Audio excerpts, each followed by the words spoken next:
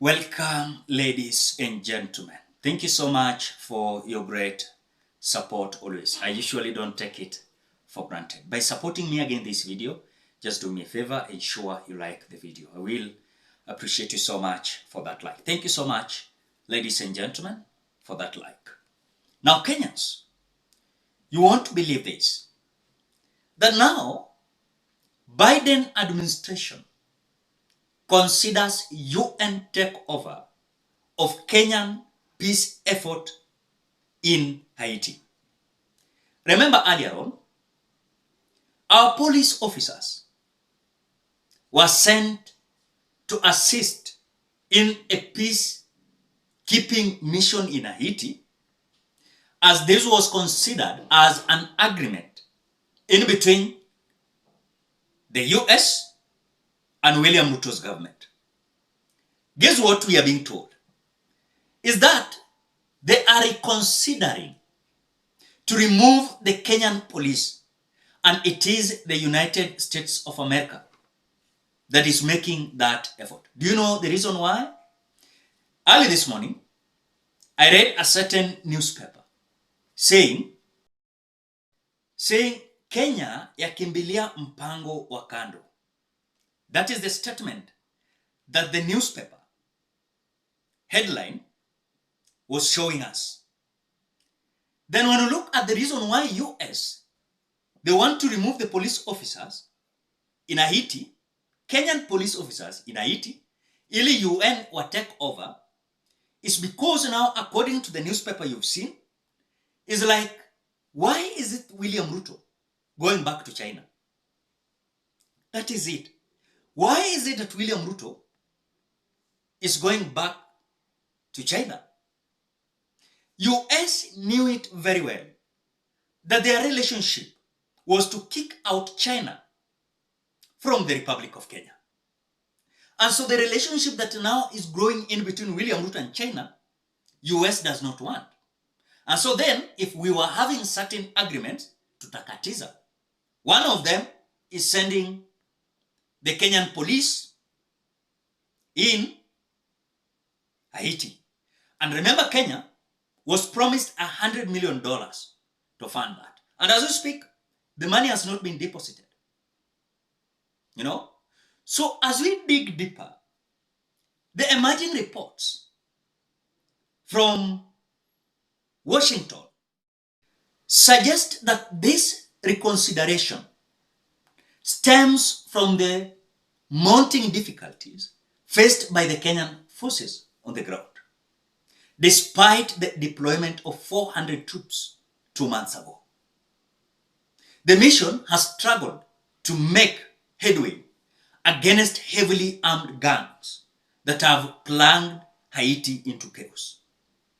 And so frustration is growing among the local population, and delays in pay and equipment shortages have severely undermined the morale of the Kenyan police officers, who are initially expected to spearhead efforts to restore order. Restore order. Those are the claims they are bringing on board. But remember, the US intention is that they're feeling William Ruto is like growing another relationship with the US. And so, kama kulikuwa na deal walikuwa wamekuwa nayo na US, itolewe. Itolewe kabisa.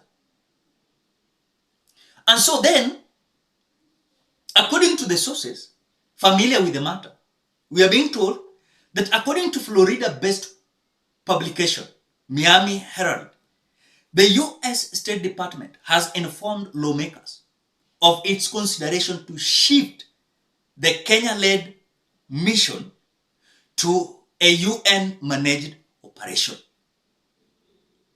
And so this potentially change will be a response to persistent issues such as inadequate funding and equipment, which have hampered the mission's effectiveness. Sijui kama unapata hiyo reason. But again, kando yake ni kama US wana withdraw the agreement they had with Kenya, because William Ruto anakimbia anaenda China sasa. Ameenda kutafuta kitu.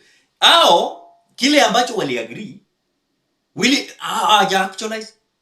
And that is why I told you nothing big we are going to get from US when we relate with William Ruto's state visit. So an official from the White House, National Security Council, told the publication that administration is exploring options to bolster the mission. In coordination with the partners, the United States is exploring options to bolster the multinational security support mission and ensure the support that the mission is providing Haitians is sustained long-term and ultimately paves the way to security conditions permitting free and fair election. That is according to them. But kuna kitu fishy na cook hapa. You know? So the shift under consideration by the Biden administration is seen as an acknowledgement of significant hurdles encountered in rallying sufficient voluntary contributions to sustain the Kenyan-led mission. So there is no money. No one is giving out money to support Kenya police in Haiti. So it was just a waste of time. So the proposed transformation into a UN peacekeeping mission could potentially alleviate some of the issues. A traditional UN operation will be funded through the contribution from member nations. Not like the way you find that Kenya was being pushed to go because US promised to fund. So could provide this when the UN take over, we have monies that is being contributed by the members nations. That is what we're being told. But lakini ukiangalia hii kitu kuna mambo hapa. US wanapushi polisi watolewe huko kwa sababu wanafeel kwamba ile kitu wali promise Kenya hawezi toa hiyo pesa. Why? Because Kenya wana shift. Wanatoka US wanaenda China.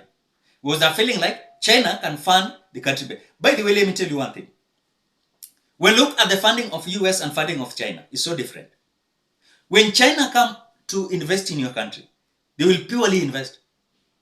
The political issues, social issues, none of their business.